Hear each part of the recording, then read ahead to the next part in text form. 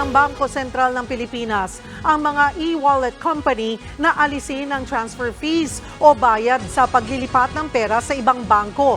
Paraan daw ito para maparami ang cashless transactions lalo ngayong magpapasko. Nasa frontline ng balitang yan, si Shaila Francisco.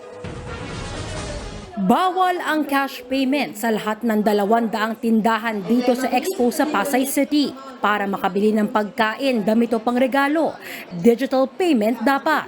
Kailangan lang iscan ang QR code gamit ang kahit anong e-wallet o digital bank at pasok na agad ang bayad. Mas ligtas at madali raw yan ayon sa mga tindero. Minsan, may mga times na nasusundan na nagkakaroon ng parang mga nakawan sa mga staff. So most likely, mas naiingatan namin yung funds namin. Mas mabilis siya kasi hindi na kami naghahanap ng barya, panukli. Mismo ang Department of Trade and Industry gustong paramihin ang cashless payment ngayong magpapasko. Bukod sa iwas nakaw, paraan daw ito para makontra mga panloloko sa consumers. Mabilis din daw maaksyonan ng mga reklamo lalo't matatrack ang transaksyon. Kasi ang mga fintechs natin, 'di ba, pag pumunta ka, nagkakaroon ng digital footprint, 'di ba? Nakikita nila kaagad 'yon. Proof mo na 'yun eh. Sa tala ng Bangko Sentral ng Pilipinas, 42.1% o 4 sa kada 10 transaksyon sa bansa ay digital na. Target ng ahensya na umabot yan sa kalahati sa pagtatapos ng 2023. Yun nga lang, panira para sa ilang consumer ang sinisingal na transfer fees.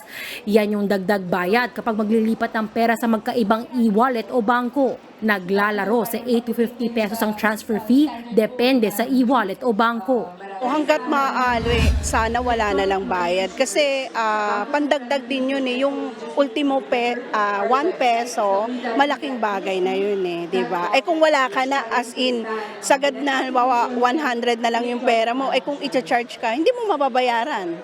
Nakipagpulong na ang BSP sa mga e-wallets na Maya at GCash para alisin na ang transfer fees kapag 1,000 piso pababa ang ipapasa o ibabayad.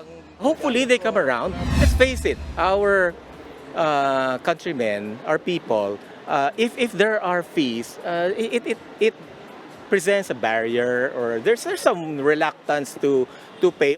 Handa naman daw itong pag-aralan ng mga e-wallet company. We need to consider outside of the operational costs that we have, it's also fees that we also incur through the connections with our other partners. May ilang bangko namang napakiusapan ng huwag magpatupad ng transfer fees hanggang katapusan ng taon.